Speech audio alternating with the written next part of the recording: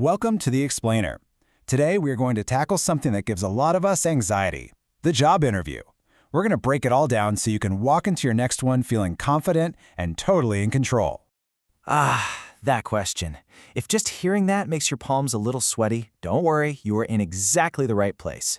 Because over the next few minutes, we're going to decode the entire interview process and give you the tools to absolutely nail it. Okay, the first and most crucial thing is to get your mindset right. This is not a test. It's not an interrogation with a spotlight on you. Think of it as a conversation, a two-way street to see if you and the company are actually a good fit for each other. So here's our game plan. First, we'll get inside the interviewer's head. Then, we'll build a simple formula for crafting the perfect answer. After that, we'll tackle those classic questions and the really tricky ones. And finally, we'll talk about how you can turn the tables and start asking the questions. All right, let's dive right in. Look, to give a fantastic answer, you first have to understand what the interviewer is really looking for. What's the hidden question behind the question? See, when they ask a simple question, they're actually digging for something much deeper. They want to know, are you genuinely excited about us, or are you just spamming applications? Did you bother to learn about our company? And will you actually fit in here?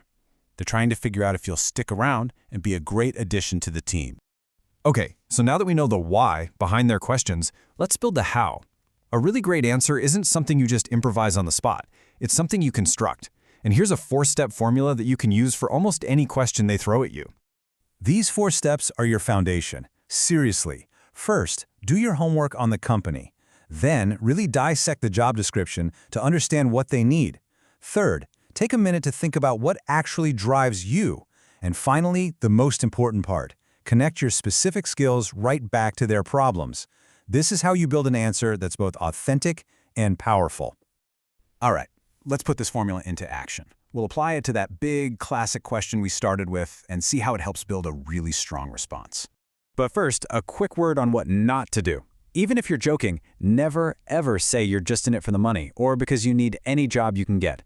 It immediately signals that you don't really care about their company, and it just comes across as unprofessional.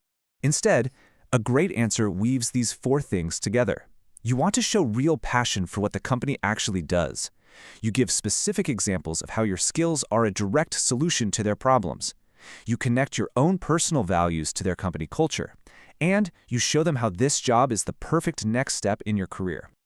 All right, now for the tough stuff. Let's see how our framework holds up under pressure. We're talking about those tricky questions, the ones that are really designed to see how you think on your feet. This one always feels like a trap, doesn't it? But here's the secret. It's not about your ego. It's about their fear.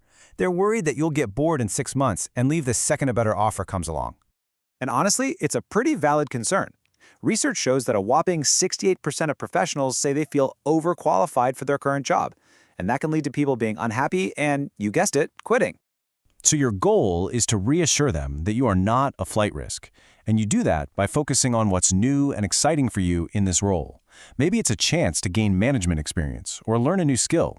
You want to frame your experience as a huge benefit that will let you hit the ground running, not as a reason you'll get bored. Now, for any question about why you left a previous job, whether you were laid off or even fired, this is the golden rule. You absolutely have to remember this. No matter what happened, you stay professional. Complaining about an old boss or company doesn't make you look strong. It just shows poor judgment. The best way to handle this is to be honest, but brief. You don't need to invent some elaborate cover story. Instead, you frame it in a positive light. Talk about what you've learned during a career gap, or how a layoff actually helped you refocus on your goals. Turn it into a story of growth. All right, finally, let's talk about the end of the interview. Remember what we said at the very beginning? This is a two-way street. That means you are interviewing them just as much as they are interviewing you. Seriously, asking your own questions is one of the most powerful things you can do. When you come prepared with thoughtful questions, it shows you're engaged, you're serious, and you're actively trying to figure out if this is the right place for you to be.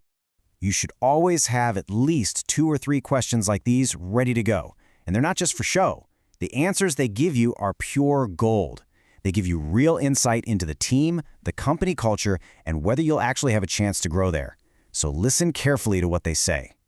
So, here's the big takeaway. A great interview isn't a performance. It's a discovery process. You're there to prove you're the right person for the job, but just as importantly, you're there to confirm that this is the right job for you. Now, what will you ask to find yours?